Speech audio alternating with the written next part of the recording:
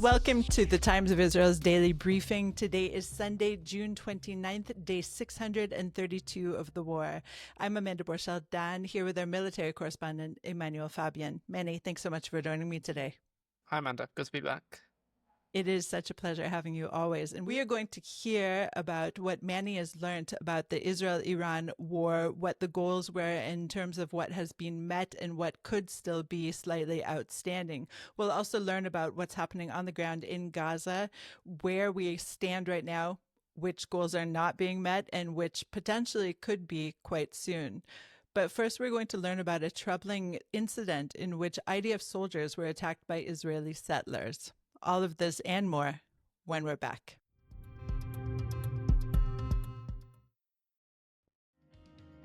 I often say that if we can only do one thing well, what we need to do is to delight the customer. Our goal is that everything we do falls into the background and the customer has the experience of, wow, that was easy. And our challenge and what has made it most interesting along the way is to keep finding ways to deliver the personal connection and the personalized service in a virtual world. We consistently get feedback unsolicited from customers along the lines of, this is the best company that I've ever worked with. At the end of the day, it's the care that each member of the team takes that makes the entire experience what it is.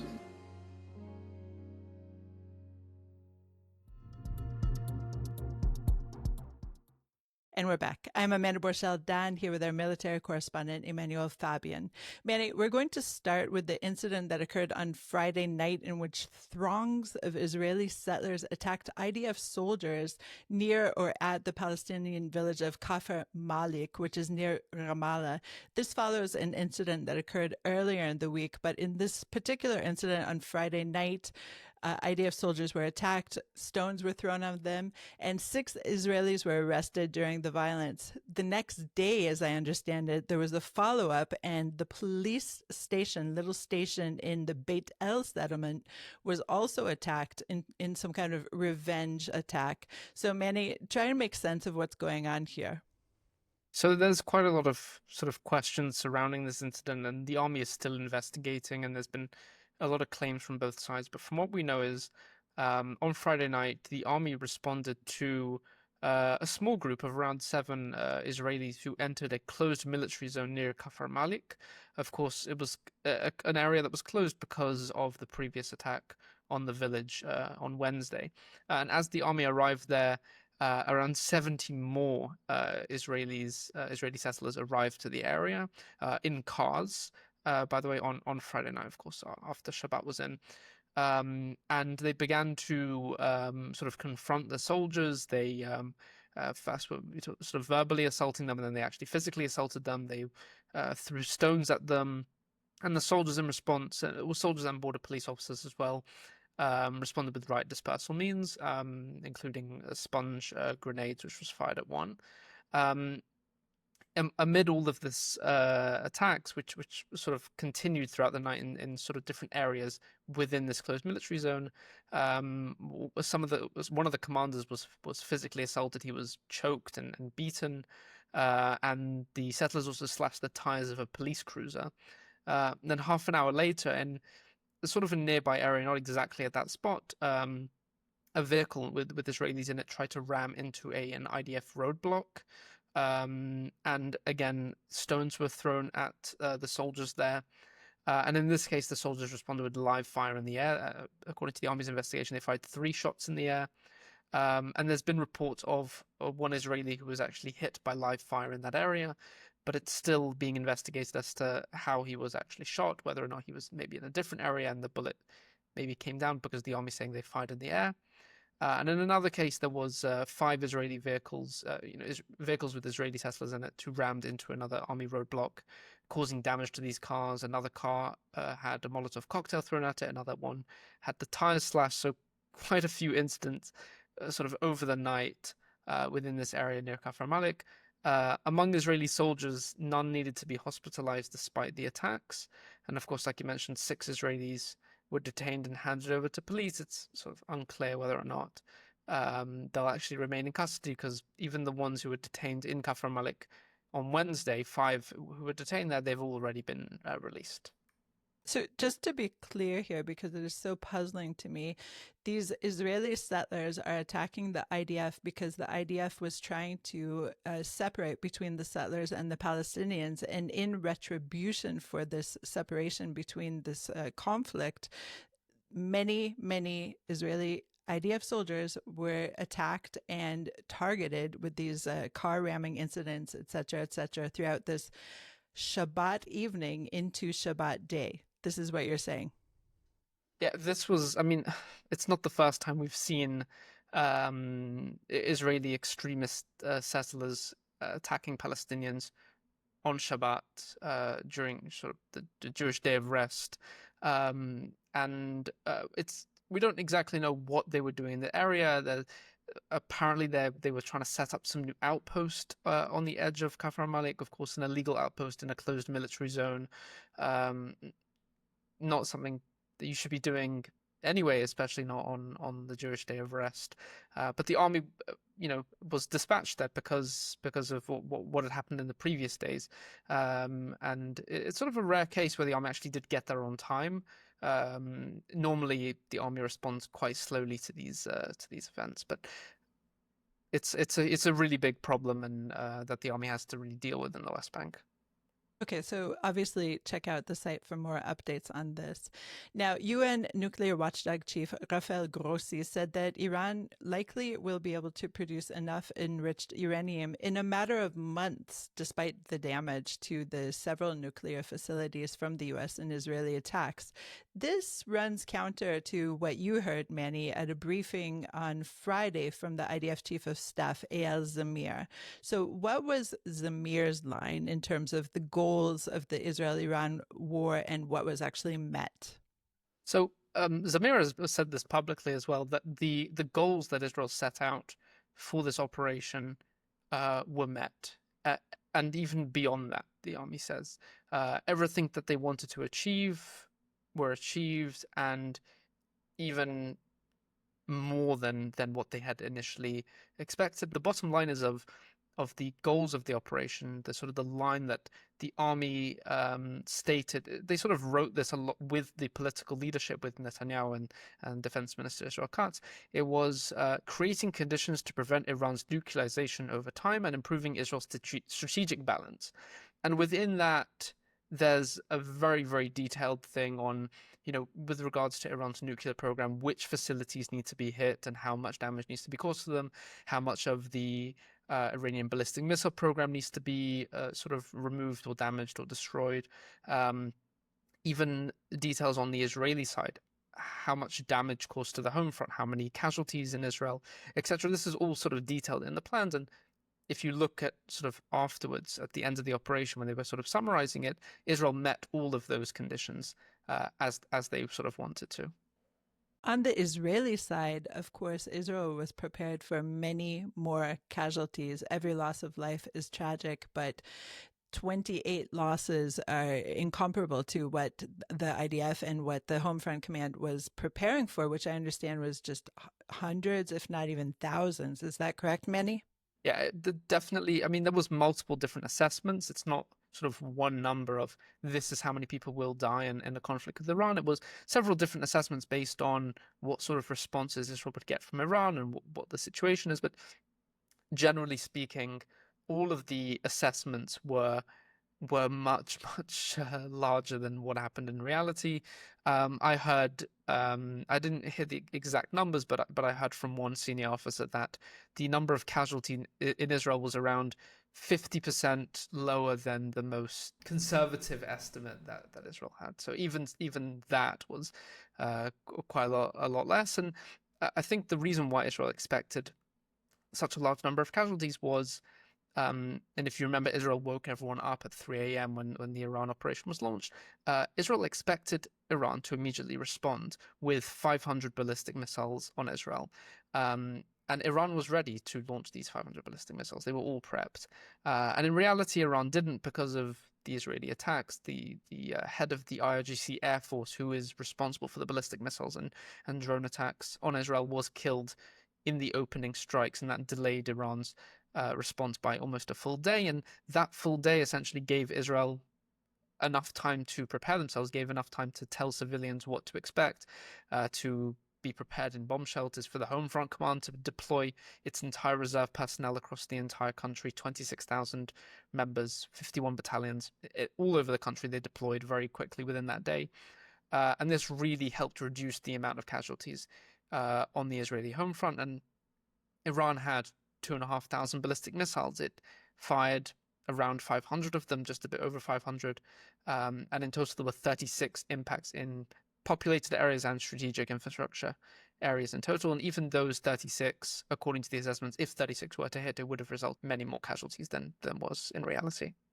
And I think just the baseline that in Israel, in almost every area, there is the possibility for some kind of bomb shelter, whether in your own home or in a building or in a public shelter.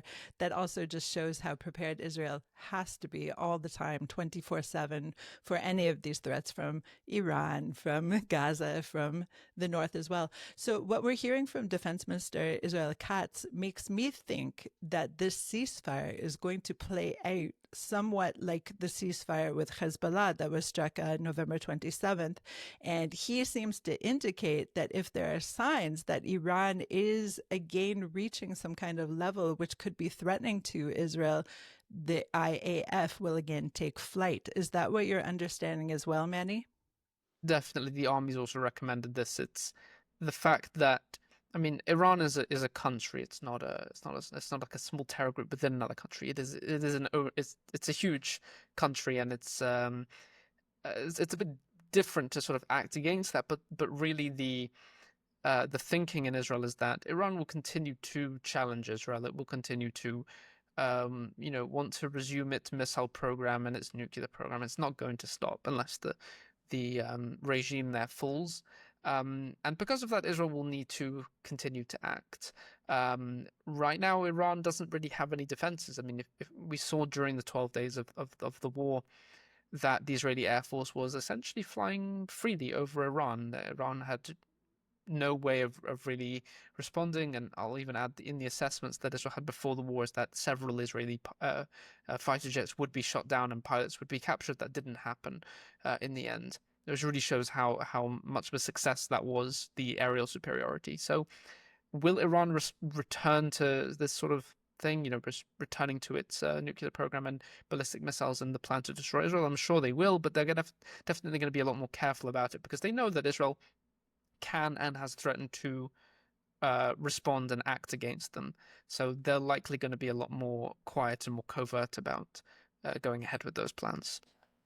But if I'm understanding Katz properly, it would be somewhat like what's happening in the north with Hezbollah, and Israel is bombing the southern Lebanon and other sites in the north frequently, shall we say, I mean, if not every day. So it seems a bit more problematic when we're talking about a site like Iran. So what is the actual pragmatic playing out of this threat? I think it's more of a question for the political level. I think sort of balancing on the fact of whether or not we respond and sort of break the ceasefire and upset Donald Trump, who of course has been pushing to have the ceasefire. I think what is more likely is that we'll see Israeli covert actions return against Iran. Of course, we saw, in recent years, Israeli actions against Iran's nuclear program and the assassinations of nuclear scientists we saw in Iran. It wouldn't surprise me if in the future, in the coming months or years, we'll see covert Israeli actions against Iran. And if Iran does something that is, considered to be something existential threat to Israel, they're getting very close to a bomb again, then it would not surprise me if Israel goes all in again with a major campaign against Iran. Now, I like to talk about the Navy, and it appears to me that our Navy was not deployed in this particular attack, but the... Oh, they were. Well... Oh, so they were. So tell us about that, Manny. Not actually striking in Iran, but they were very involved in actually defending against Iran's attack. So Iran launched 1,100 drones at Israel during the fighting. Most of them were shot down by the Israeli Air Force with fighter jets and helicopters and the ground-based systems like the Iron Dome. But the Navy was also very involved. They were deployed in the Red Sea and even some areas beyond that. And they shot down 30 drones launched by Iran during the entire conflict. And additionally, on top of that, if I'll add, there's an electronic warfare unit in the IDF, which also, I guess, neutralized dozens of drones as well, basically preventing them from reaching Israel. So the Israeli Navy was involved in the conflict, not on the offensive side at least. Right, whereas the U.S. Navy was involved in the conflict, submarines, I believe, as well, which was just astounding. So I guess the question is, has Israel built up enough deterrence using our different, vehicles and, aerial, naval, ground forces a little bit, as far as we're understanding, before the actual operation began on June 13th. So do you think that Iran is now deterred? I think they are. I think to some extent they are, because, I mean, they're claiming victory and everything, and I understand why they're claiming victory, because they have to claim victory. In their eyes, probably their only goal was for the regime to survive. That is, and they've succeeded in that goal. The regime has survived. But I think deep down they know that their entire military leadership was eliminated. 30 top generals were killed. Their nuclear facilities, we don't know exactly how much damage, but I think it's very clear to say that significant damage was caused to the nuclear facilities, and the IDF assessed that, at least in the short term, they're not going to be able to produce a bomb. And even in the long term, they're not really that close anymore. The ballistic missiles, they're running low on them. They had 2,500. They were planning to reach 8,000 in 2 years. And now they can't do that anymore, and they're down to around 1,000 ballistic missiles after all the ones that Israel destroyed and all the ones that they fired as well, and they have only half the launches now.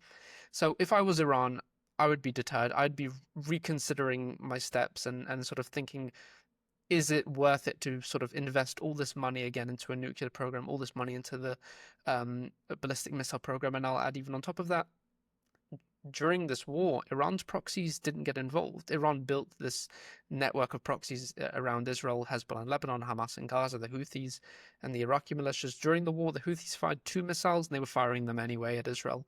Before that, in Iraq, a few drones were launched, and they were barely noticed because drones were coming from Iran at the same time anyway. Hezbollah stood on the sidelines completely. So no one's coming to protect Iran anymore. So I do think that Iran will need to reconsider its next steps. I don't think it's deterred from continuing its long-term plans to destroy Israel, because that's what it seeks to do ultimately. But at least now, I don't think it's going to suddenly decide to act against Israel. Okay, Manny, let's go to a short break and then talk about Gaza. With Operation Rising Lion in full force, the moment to act is now. Your investment sends a clear message. Israel is not alone. Go to israelbonds.com or scan the on-screen QR code to invest in Israel bonds now.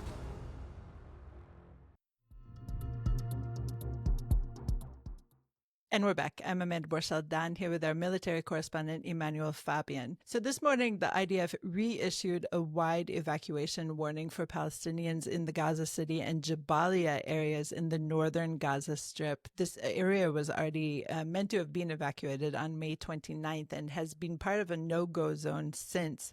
The civilians are instructed to go to the Mawasi area, and this comes after IDF Chief of Staff Eyal Zamir said on Friday that the military's latest offensive in Gaza will soon reach the lines defined by the government, which, to remind our listeners, is to see the military assert control of about 75% of the territory. So initially, when we were told about this 75% of the territory, there was a 2-month deadline, and it actually appears to me that the IDF is making their deadline. What are you seeing, Manny? Yeah, so Zamir said in this statement that we're reaching sort of the end of this phase of the operation, which apparently I think indicates that they're reaching that 75% target that they sought to do, and he said from here that the options that Israel will carry out in the future will be presented to the government, and they will decide on sort of which which way to take things. I don't know what those options are, but I'm sure there's different options for. Is Israel continuing to hold the territory? Is it going to capture more territory? Is it going to withdraw? I'm sure those are all the various options that will be presented. But it looks like that within the next couple of weeks, we will be moving into a new phase, a new operation in Gaza, depending on what's happening. There's been, of course, a lot of talks at the same time of a potential ceasefire and hostage deal with Hamas. And of course, that will be taken into account when Israel's sort of planning its future operations in Gaza. So ahead of this new operation, which is seeing the IDF take 75% of the Strip, there were still areas that the IDF had never operated in. So is that still the case right now, Manny? There are some areas still in Gaza which the army has not operated in, and they weren't even intended to in this operation. The central camps area, Deir al-Balah and Nuseirat in central Gaza. Israel won't operate there because most of the Palestinian civilian population is currently there. But there were areas that Israel didn't operate in yet, like the area between Khan Yunis and Rafah. There's a sort of where the Morag corridor is. There's a big area there that the army didn't operate in and now has. Even in northern Gaza, there's the Kafr Jabalia area. It's in the Jabalia area. The army did not operate in there previously for various reasons. I won't get into them right now, but there are small pockets where troops did not actually step foot in and now are for the first time during this new operation. We saw that one of the founders of Hamas was killed. So tell us about this person, Hakem al-Issa. Right, so Hakem al-Issa, not a particularly well-known name, to be honest, even within Gaza and within Israel, not the most well-known name, but according to the IDF, he was among the last senior Hamas officials pre-October 7th who are still in Gaza and still alive. He was the head of the Combat Administrative Support Division in the military wing of Hamas. He's a member of the sort of the top military council of Hamas. And he, according to the IDF, played a significant role in planning October 7th, and very few people in Hamas were actually involved in the planning. It was mainly Mohammed Def and the Sinwar brothers and a few other of the top generals sort of in Hamas's military wing. And because he was a member of the military council, then he was involved in this, and he is among, according to the IDF, the founders of the operations division in the military wing of Hamas, which was of course established decades ago. He's sort of considered a relatively veteran member of Hamas, and he was of course killed in the strike on Friday in the Sabra neighborhood of Gaza City. Manny, thank you as usual for all of your updates and insights today. Thank you. Thanks for listening to the Times of Israel's Daily Briefing. Please check out another installment tomorrow. This episode was produced by the Podwaves and video edited by Thomas Gersh. If you have any questions or comments about this or any other episode, please drop us an email to podcast@timesofisrael.com. Until tomorrow, shalom.